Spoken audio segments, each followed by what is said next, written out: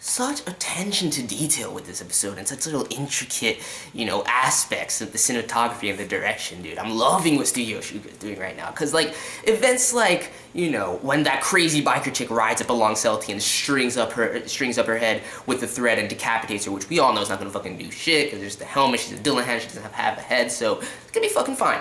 But, just, you could see the outline of the string before it was done. It's very subtle, and you could miss it if you weren't paying close attention. I'm just like, dude, I like that. Or for example, when Shizuo and Tom are in the coffee shop, and you can see the innocent little assassin girl running outside long before they even noticed her, and I caught it because I'm like, dude, that's that little girl from the OP.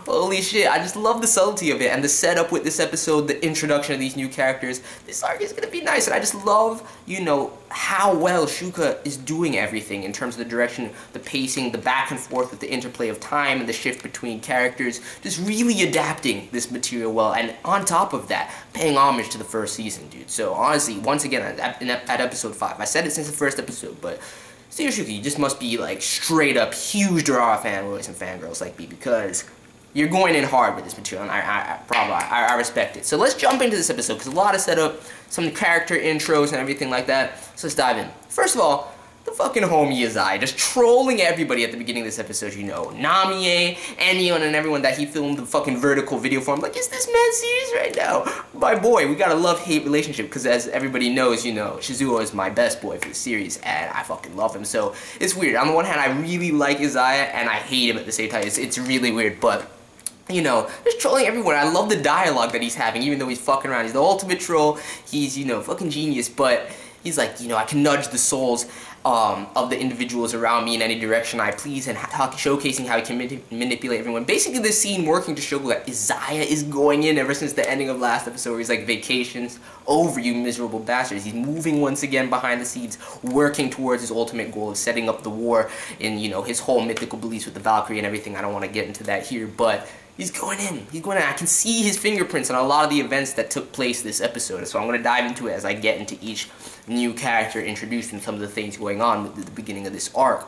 But he's just trolling so hard. Even now, you're just like, this is fucking garbage. And it would have been much better if Izaya kept narrating for the rest of the episode, because hearing Namie just pop in every once in a while, everything's happening, I'm trying to pay attention, engage with my favorite characters. If you can't tell already, I fucking hate Namie, and trying to engage with my favorite characters, and she's just in the background like, this is garbage, nothing's better, nothing's as good as my love for Seiji, everything else is trash, everyone else is trash. I'm just like, shut the fuck up, Namie, shut the fuck up, you're sick.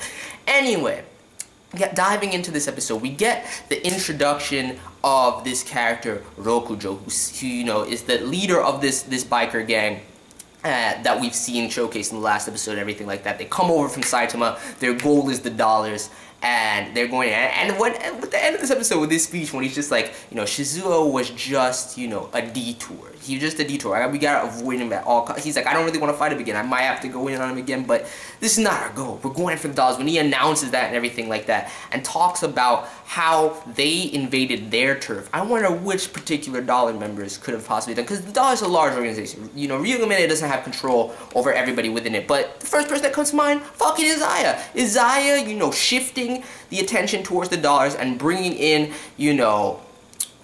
this biker gang in order to unsettle them by provoking them in their own turf. Izaya definitely had his hands in that. That's the first thing that I can say in terms of what's going on. Unless Aoba's moving as well, and Aoba's the one that's upsetting. But I could potentially see that as well in his, attempt to, cause trouble between the Yellow Scarves and the dollars. But he said his first focus was Izaya, so who knows with that. But, dude, I like Rokujo's personality right now. The dude should have known better than to step to the homie Shizuo, though. The dude should have known better to step to the homie Shizuo. But he goes out like a boss, dude. He's like, he took 4 blows, and just like Shizuo said, I don't personally mind this kind of character. I'm like, dude, like, you're just always thinking alike right now, Shizuo, because I don't mind either. Like, the chivalric tendencies, his trying to maintain the chivalry and how he goes to protect all women no matter what. Just like basically perpetuating the Sanji persona right now, and just going in, defeats that that shoplifter at the beginning of the episode. You see him with his little harem of women around him and everything like that.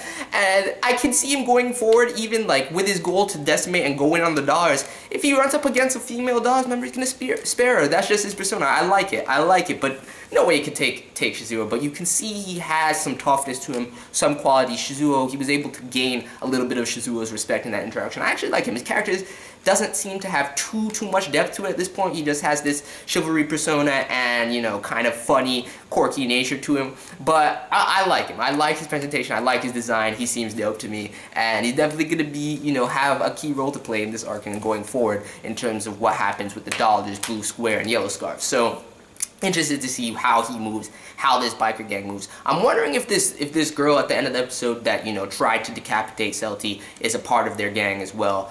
I forget the name of the biker gang. It's like Torodoma or some shit. I can't even remember what the name of it is, but I wonder if she's a part of that as well. I don't on the other end of things, I think she could be involved with, you know, the organization that Shingen is a part of. So I'm not sure, or maybe it even has to do and go back to, you know, the Yadagiri character that I was talking about last week, because I doubt Shiki, you know, has forgotten about that. We saw the Yakuza talking about that last week and how pressing it was to, you know, get a handle on Yadagiri. I know this man can be crucial, so we'll see how things play, and I wonder who this potential biker chick is and what her goal is in trying to assassinate Celty. So, can't really glean too much from it right now, but it was an interesting way to end off the episode.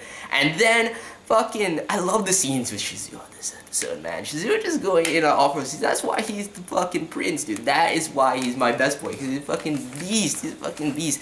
Takes a stun gun to the fucking chest twice. Just stands there like, what the fuck is this? It's nothing, dude. And this little girl is definitely going to be the key player in this arc. For one, you know, Shiki, you know, part of Celty's job, it seems, right now is to find this little girl. So clearly she has some sort of ties, at least to the Yakuza, or some sort of family within the Yakuza, it seems like. And that's why Shiki is trying to, you know, rein her in. Whether he's trying to, you know, eliminate her, but be a rival family, or whether he's, you know, trying to protect her and sending Celty to pick her up.